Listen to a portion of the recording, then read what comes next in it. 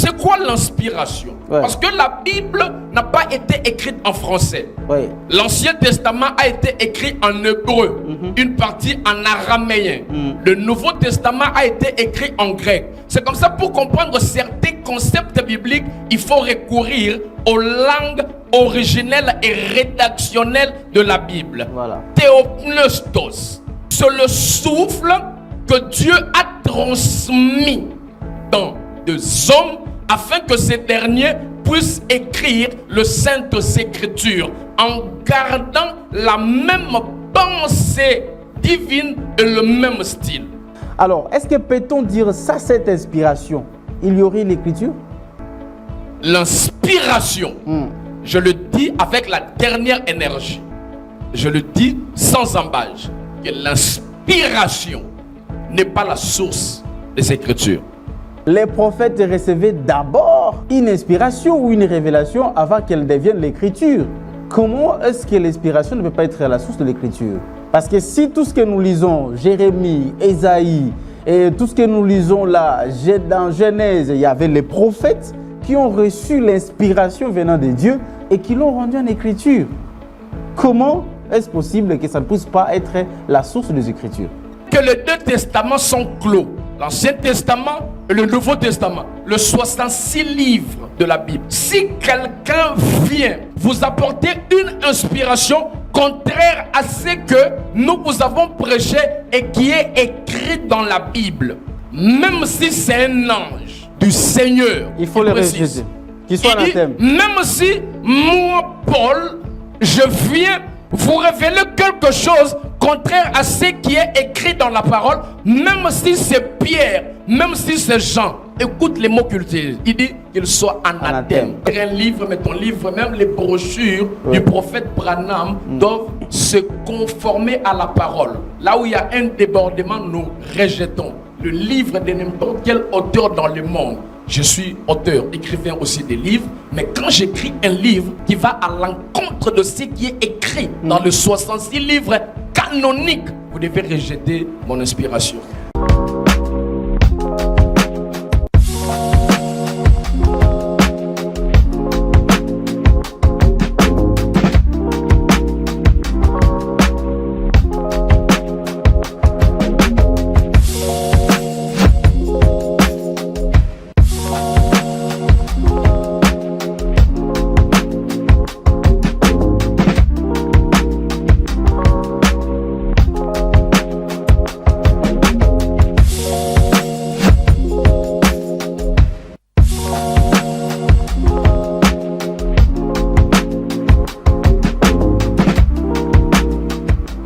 L'inspiration, c'est le monde de Dieu, oui. Elle souffle dans l'âme de l'homme, oui.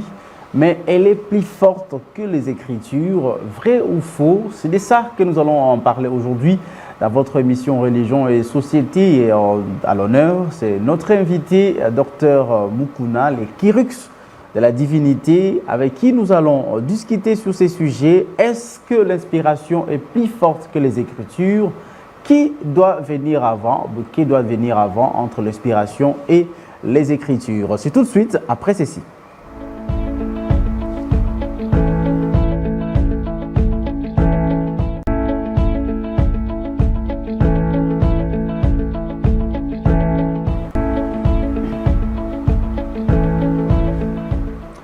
Débat dans les milliers de chrétiens au travers ces sujets. L'inspiration est-elle plus forte que les Écritures? Nous allons en parler avec notre invité sur ce plateau. Je venais de le dire, Kirix de la divinité, Dr Mukuna. Bonjour et bienvenue.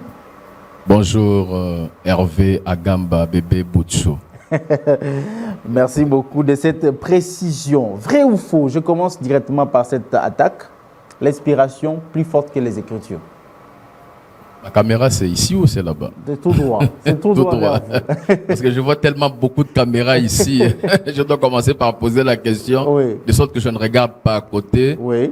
Nous rendons toute la gloire à Dieu pour le souffle de vie qu'il nous a encore accordé. Nous croyons que le nom de Dieu, c'est Jésus. Il est le Père du matin, il est le Fils du midi et il est le Saint-Esprit du soir. Je présente mes salutations à ma mère, maman Régine Bokumba, et je dis paix éternelle à l'âme de mon défunt père. Voilà. La question. L'inspiration. Plus forte que les Écritures. Est-ce que c'est vrai ou faux? Bébé Boutchou. Commençons par là et nous allons entrer dedans. Aujourd'hui, quand vous allez sur la toile, il n'y a pas une autre actualité, c'est l'inspiration et l'écriture. Oui. À la lumière de textes bibliques, parce que moi je suis un bibliste, je le dis avec la dernière énergie que l'inspiration n'est pas plus forte que les Écritures. N'est pas plus forte que les Écritures. Maintenant, si la Bible a été écrite par des hommes inspirés, peut-on dire que l'inspiration est la source, est donc supérieure au texte? Parce que les hommes inspirés, ce sont eux qui ont écrit la Bible. Donc, on a commencé par être inspiré et ensuite, l'écriture a suivi. Pourquoi est-ce que ça va devenir faux si l'inspiration est plus forte que les Écritures? D'entrée de jeu, j'aimerais commencer par dire que l'ordre chronologique n'est pas lié à la supériorité. Donc tu peux venir avant moi, mais tu n'es pas plus supérieur que moi. Parce que dans l'imaginaire collectif, celui qui vient avant est supérieur à celui qui vient après. Non. L'ordre chronologique n'est pas lié à la supériorité, soit à la suprématie. Je commence d'abord, je vais m'expliquer. Oui. Parce que il faut éclaircir là. Donnez-moi un peu le temps de m'expliquer, même pendant quelques minutes. Voilà, parce que vous en avez. Quand on parle de l'inspiration, en hébreu, c'est le mot neshama, qui veut dire le souffle du divin. Vous voyez, Dieu créa Adam à son image, selon sa ressemblance. Genèse chapitre 2, la Bible dit, Dieu souffla dans le narine d'Adam et Adam devint une âme vivante. Le souffle que Dieu transmis dans le narine d'Adam, c'est ce qu'on appelle en hébreu neshama, soit nefesh. C'est le souffle de Dieu qui traduit la vie de Dieu, le zoé en grec. L'inspiration en grec, c'est le mot théopneustos. Quand on dit théopneustos, il y a deux mots en grec. Il y a le mot théos, qui veut dire Dieu, et il y a le mot pneuma, lequel il y a le mot pneustos est dérivé du mot pneuma, qui veut dire le souffle. C'est comme ça. Vous voyez un peu le véhicule, il y a ce qu'on appelle le pneu qui facilite au véhicule de rouler. Ouais. C'est le pneu parce que dans le pneu, il y a le vent. Okay. C'est comme ça. La doctrine qui parle du Père, c'est la théologie. La doctrine qui parle du Fils, c'est la christologie. La doctrine qui parle du péché, c'est l'armasiologie. La doctrine qui parle des anges, c'est l'angéologie. Et la doctrine qui parle de signes du temps de la fin, c'est l'eschatologie. Mais la doctrine qui parle du Saint-Esprit, c'est la pneumatologie. Pneuma, théopneustos. C'est quoi l'inspiration? Parce que la Bible n'a pas été écrite en français. L'Ancien Testament a été écrit en hébreu, une partie en araméen. Le Nouveau Testament a été écrit en grec. C'est comme ça, pour comprendre certains concepts bibliques, il faut recourir aux langues originelles et rédactionnelles de la Bible. Voilà. Théopneustos, c'est le souffle que Dieu a transmis dans des hommes afin que ces derniers puissent écrire le Sainte Écriture en gardant la même pensée divine et le même style. Donc par là, nous comprenons que l'inspiration, c'est le souffle de Dieu qui a permis à ce que les auteurs puissent écrire les saintes écritures. Mais quand on parle de l'inspiration, il y a deux sortes d'inspiration. D'abord, il y a 4 sources d'inspiration. 1, ce n'est pas seulement Dieu qui inspire. Ok. Non. Il y a Dieu qui est la première source d'inspiration. Il y a le diable qui est la deuxième source d'inspiration. Il y a l'homme qui est la troisième source d'inspiration. Il y a la nature qui est la 4e source d'inspiration. C'est comme ça que tu peux regarder un immeuble et tu dis, ah, cette maison m'inspire. C'est pas Dieu, c'est pas l'homme, c'est pas le diable, mais c'est une maison qui t'a inspiré parce qu'elle fait partie de la nature. 4 sources d'inspiration. Mais il y a combien de sortes d'inspiration?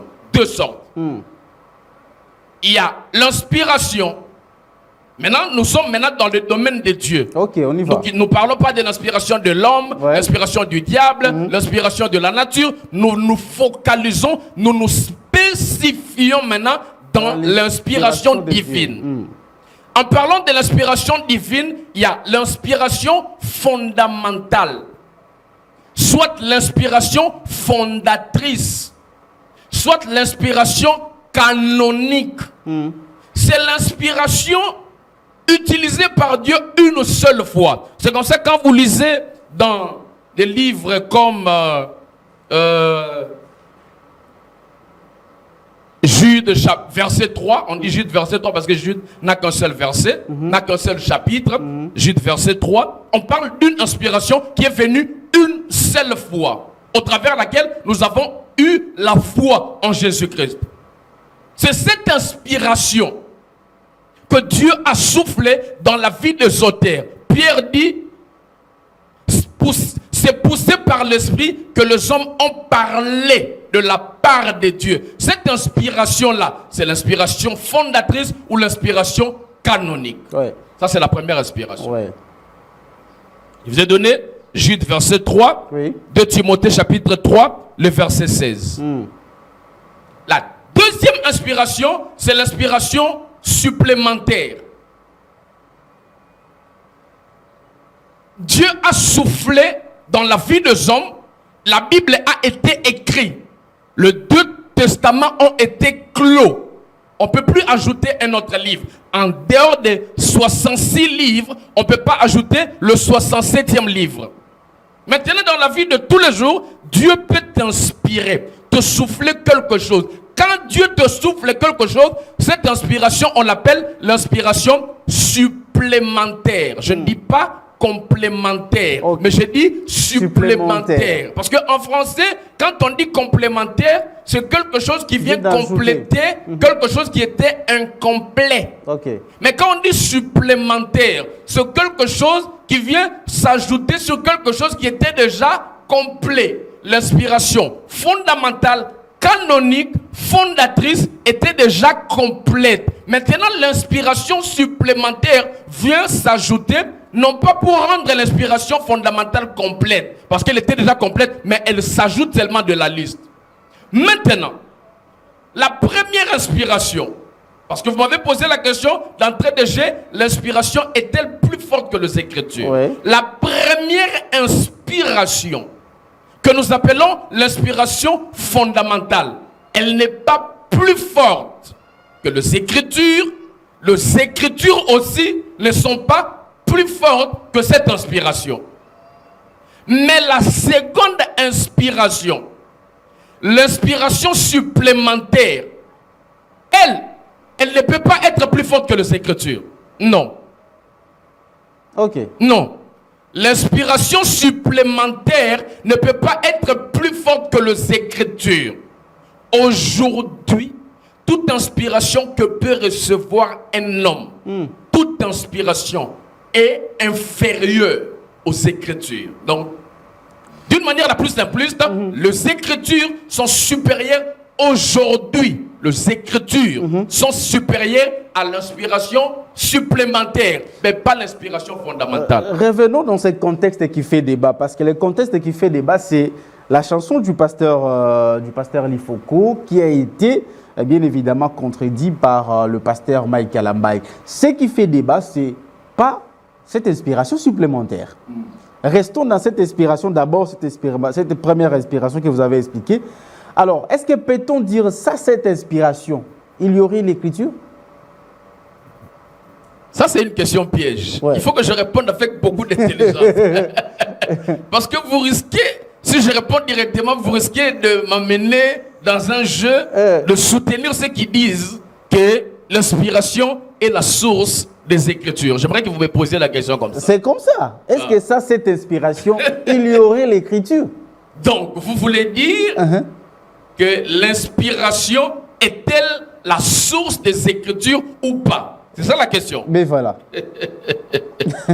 Hervé Agamba, bébé Bouchou. Parce que vous avez donné des Timothée 3 qui dit écoutez, toute écriture est inspirée. Écoutez la base. Ouais. Vous savez, la parole, elle prend 3 formes. Quand la parole est insufflée, c'est ce qu'on appelle l'inspiration. Quand la parole est écrite, c'est ce qu'on appelle les Écritures. Et quand la parole est expliquée, c'est ce qu'on appelle la révélation. Donc c'est la même parole qui prend la forme de l'inspiration, des Écritures et de la révélation. Parce que au commencement n'était pas les Écritures, au commencement n'était pas l'inspiration, au commencement n'était pas la révélation, mais au commencement était la parole. C'est la parole qui prit la forme de l'inspiration, qui prit la forme des Écritures et qui prit la forme de la révélation. Maintenant, je vais répondre tout droit à votre question. L'inspiration, je le dis avec la dernière énergie, je le dis sans embâche, que l'inspiration n'est pas la source des Écritures. L'inspiration n'est pas la source des Écritures. Mais attendez, docteur Mukuna, les Kyrix de la divinité, les prophètes recevaient d'abord une inspiration ou une révélation avant qu'elle devienne l'écriture. Comment est-ce que l'inspiration ne peut pas être la source de l'écriture? Parce que si tout ce que nous lisons, Jérémie, Ésaïe, et tout ce que nous lisons là, dans Genèse, il y avait les prophètes qui ont reçu l'inspiration venant de Dieu et qui l'ont rendue en écriture. Comment est-ce possible que ça ne puisse pas être la source des Écritures? J'aimerais que vous me suiviez avec une attention soutenue. Oui. La parole, c'est comme l'océan. L'inspiration, c'est le tuyau qui fait passer l'eau. Les Écritures, c'est l'eau que nous puisions avec notre gobelet, avec notre assiette, avec notre casserole, avec notre bidon. Donc, la source de l'eau, ce n'est pas le tuyau, mais c'est l'océan. L'océan, c'est la parole.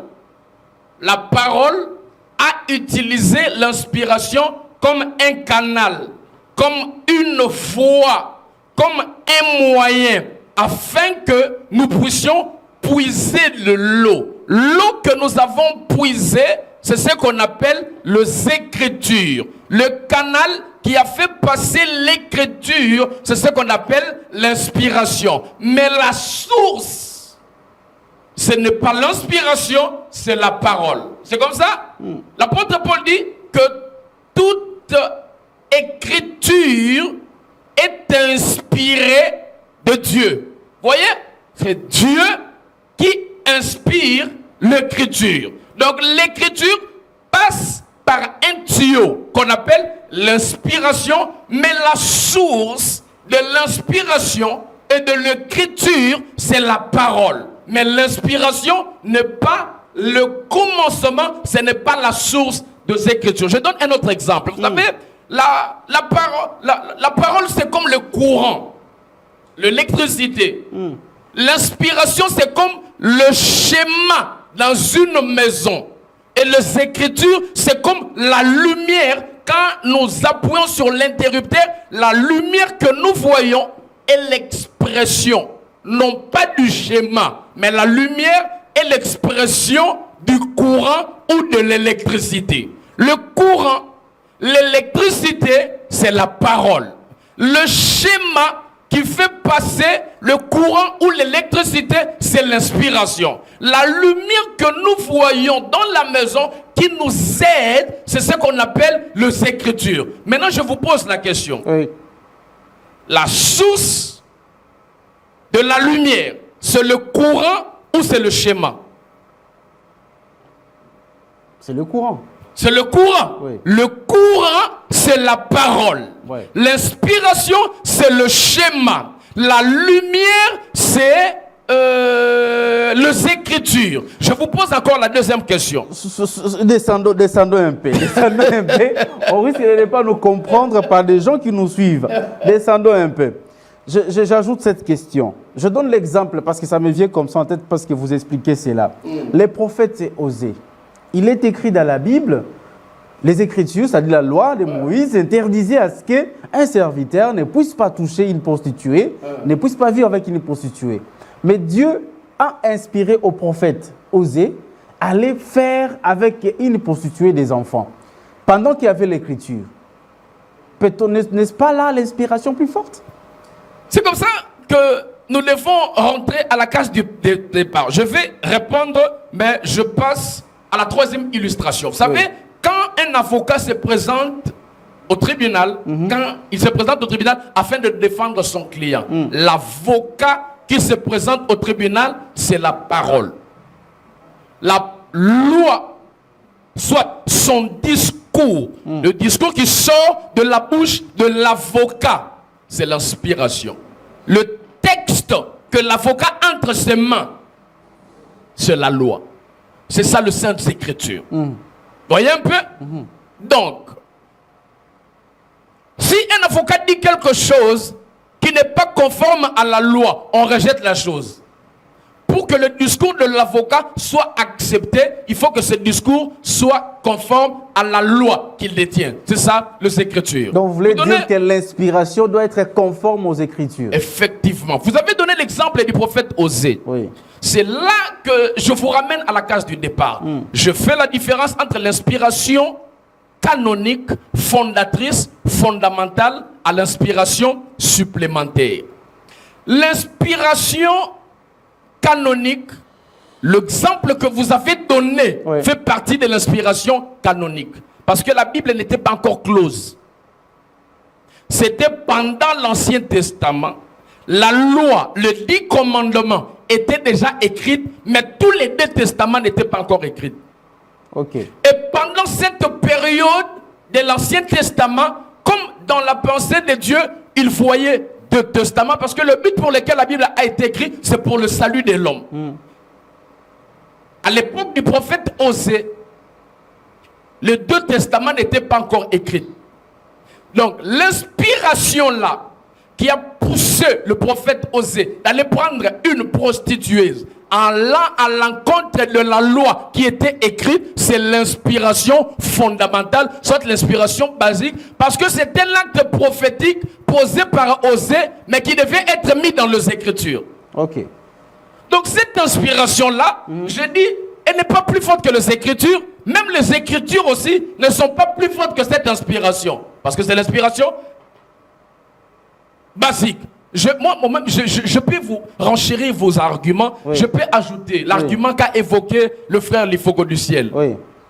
Moïse a interdit, la loi que Moïse a apportée a interdit aux enfants d'Israël de prendre une femme étrangère, mais Moïse a pris une femme étrangère. Oui. Parce que la Bible et les 2 testaments n'étaient pas encore clos. Ça fait partie de l'inspiration fondamentale. Cette inspiration n'est pas supérieure aux Écritures. Les Écritures ne sont pas supérieures à cette inspiration. Pourquoi je dis ça? Parce que quand les 10 commandements viennent, ce sont les 10 commandements qui réglementent la société.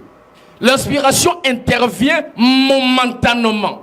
Quelque chose qui intervenait momentanément ne pouvait pas être supérieur à celle qui qui réglementaient la société. C'est les 10 commandements, les écrits qui réglementaient la société, mais l'inspiration intervenait d'une manière momentanée. Mais cette inspiration et ces écritures sont équivalentes. Les écritures n'étaient pas supérieures à l'inspiration, l'inspiration n'était pas supérieure aux saintes écritures. Donc tous les exemples que vous pouvez me donner dans l'Ancien Testament ou avant la croix, l'inspiration n'était pas supérieure aux écritures, les écritures n'étaient pas supérieures à l'inspiration. Mais l'inspiration devient inférieure aux écritures, c'est après la croix de Golgotha. Quand Jésus meurt, par sa mort, par sa crucifixion, par sa résurrection, il a rendu maintenant les écritures supérieures à l'inspiration. Ce n'est pas là limiter Dieu. Croire que les écritures, la Bible que nous avons, clôt toutes choses et que nous ne devons plus ajouter, nous ne devons plus être inspirés, même si le Saint-Esprit inspirait quelqu'un par rapport à ce que vous avez appelé comme inspiration supplémentaire, même si le Saint-Esprit inspirait une personne, n'est-ce pas là limiter Dieu qui peut continuer à agir au-delà des 2 testaments? J'aimerais que vous me compreniez très bien. Regardez, Jean chapitre 14, le verset 26. Oui. Jésus dit, le Saint-Esprit vous enseignera dans toute la vérité. Bien sûr. Cela n'exclut pas que l'inspiration continuera de parler à l'homme. Aujourd'hui, après que les 2 testaments sont clos, on ne peut plus ajouter le 67e livre de la Bible. Ok. Donc, c'est comme ça que toutes les inspirations que nous recevons aujourd'hui, elles sont inférieures aux Écritures. Pourquoi? Parce que toute inspiration que l'homme peut recevoir aujourd'hui doit être filtrée, évaluée, analysée par ce qui est écrit. Hervé Agamba, je vous donne un exemple. Nous sommes dans une église de 5000 personnes. Moi, je viens, je vous dis, Dieu m'a inspiré ceci. Parce qu'aujourd'hui, l'inspiration, nous devons aussi faire... il y a un peu de l'amalgame dans l'imaginaire collectif. Les gens ne savent pas différencier c'est quoi l'inspiration, c'est quoi la révélation, c'est quoi l'illumination. L'inspiration d'aujourd'hui, que j'appelle l'inspiration supplémentaire, c'est ce qui prend la forme de l'illumination. C'est-à-dire? Ça veut dire, Dieu peut te parler personnellement. Il ne te parle pas pour que tu écrives une autre Bible. Non. Il te parle juste pour t'éclairer. Il a parlé aux apôtres, aux prophètes, pour qu'ils écrivent la Bible. Ça, c'est l'inspiration canonique et fondamentale. Mais aujourd'hui, quand Dieu te parle, l'inspiration que tu reçois de Dieu doit se conformer à la parole. Je vous donne un exemple. Nous sommes dans une église de 5000 personnes. Moi, je viens, je dis, Dieu m'a inspiré ceci. L'autre vient, Dieu m'a inspiré. Il y a 5000 inspirations. Est-ce que nous allons croire à cela? Ah là, ça devient compliqué. Ça devient maintenant compliqué. Ouais. Pour que nous croyions à ces inspirations, elles doivent se conformer aux Saintes Écritures. Je viens chez vous à la maison, Hervé, à Gamba. Je dis, Dieu m'a inspiré. Il m'a dit que vous me donniez votre femme, vos enfants et tous les biens de votre maison. Vous allez me donner. Non, mais je vais vous ramener ce genre d'inspiration, de révélation qui ne peut pas être dans l'écriture. Okay. C'est là que vous me rejoignez. Donc aujourd'hui, l'autorité suprême, c'est la Bible, c'est le Saintes Écritures. Parce que la parole de Dieu est couchée dans des livres. Toute personne qui peut recevoir une inspiration, peu importe sa portée, cette inspiration doit être évaluée par rapport à ce qui est écrit. Et comme l'inspiration d'aujourd'hui est évaluée par les Écritures, ce ne sont pas les Écritures qui sont évaluées par rapport à l'inspiration, mais c'est l'inspiration qui est évaluée par rapport aux Saintes Écritures. Donc, les Écritures, c'est l'autorité absolue. Donc, l'écriture est supérieure à l'inspiration. Effectivement. Et aujourd'hui, si Dieu nous révélait quelque chose, au travers un prophète qui s'est dit un prophète de la nation. Il nous révélait quelque chose. Est-ce que peut-on, allons-nous prendre cela ou rejeter pour dire que non, ben écoutez, il y a déjà les deux testaments qui nous ont tout donné. Eh bien, ce que vous dites là, ça nous engage que vous. Galates chapitre 1, le verset 8. Ici, c'est dangereux, c'est l'apôtre Paul. Oui. L'apôtre Paul, ce n'est pas l'apôtre Pierre. L'apôtre Pierre a vécu avec Jésus. Il a dormi avec Jésus. Il a marché avec Jésus. Il a mangé avec Jésus. Il a vu la mort et la résurrection de Jésus. Il connaît Jésus en esprit. Il le connaît dans la chair. Mais Paul ne connaît pas Jésus dans la chair. Il le connaît en esprit. Mais quand il écrit même ses épîtres, il dit, c'est par révélation que je reçus cette immense connaissance que j'ai résumée en peu de mots pour que vous me compreniez. Et quand vous les lisez, vous pouvez comprendre l'intelligence que j'ai au sujet de Christ. C'est l'apôtre Paul. Oui. Galates chapitre 1, le verset 8. L'apôtre Paul dit, parce qu'il savait que ce genre de débat viendrait dans l'avenir. Okay. Écoute ce que Paul dit. Il dit, après que les deux testaments sont clos, l'Ancien Testament et le Nouveau Testament, le 66 livres de la Bible. Si quelqu'un vient vous apporter une inspiration contraire à ce que nous vous avons prêché et qui est écrit dans la Bible, même si c'est un ange du Seigneur, il faut le rejeter. Qu'il soit anathème. Même si moi, Paul, je viens vous révéler quelque chose contraire à ce qui est écrit dans la parole, même si c'est Pierre, même si c'est Jean, écoute les mots qu'il utilise. Il dit qu'il soit anathème. Quand on dit anathème, ça veut dire qu'il soit maudit. Ça veut dire, Hervé Agamba, si un prédicateur vient aujourd'hui, il nous dit qu'il vient du ciel. Quand il parle, il crache le feu. Il explique les Écritures. Il est éloquent. Il a l'art oratoire, la rhétorique de sa bouche. Il a l'art de persuader, de convaincre, l'éloquence. Mais si ce qu'il nous dit n'équivaut pas à ce qui est écrit, cette inspiration doit être rejetée. Les minutes s'épuisent malheureusement. Donc, nous sommes restés avec la soif. un mot pour clore. Un mot pour clore, oui. Je salue tous les rachetés, tous les divins rachetés partout dans le monde. J'aimerais vous demander d'être comme les disciples, le Béréen. Ils examinaient tout par rapport à ce qui était écrit.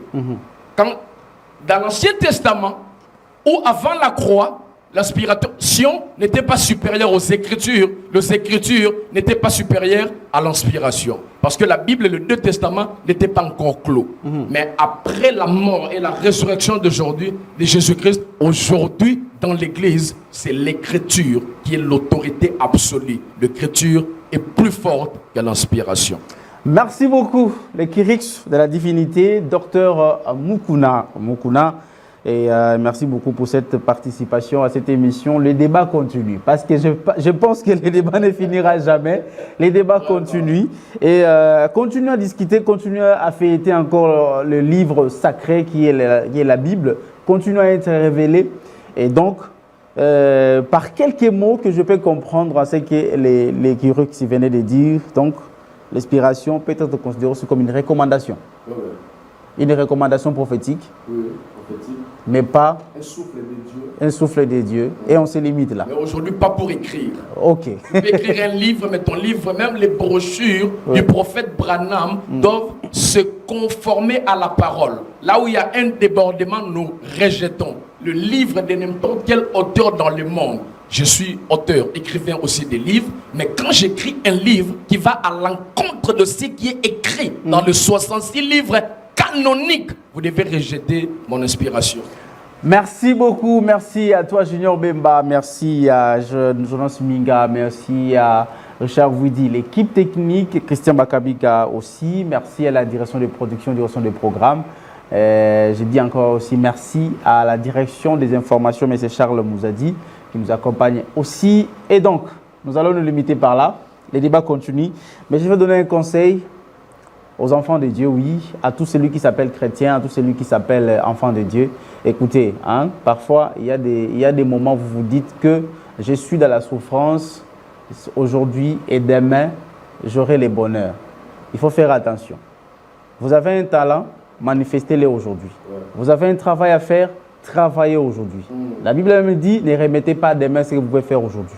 Alors ne vous dites pas que comme nous souffrir, comme je suis dans la souffrance, nécessairement demain, je serai heureux. Évitez la procrastination. Voilà. Et le fait de reporter demain ce qu'on doit faire aujourd'hui. Voilà. Et donc, prenez courage, manifestez votre talent. Ciao.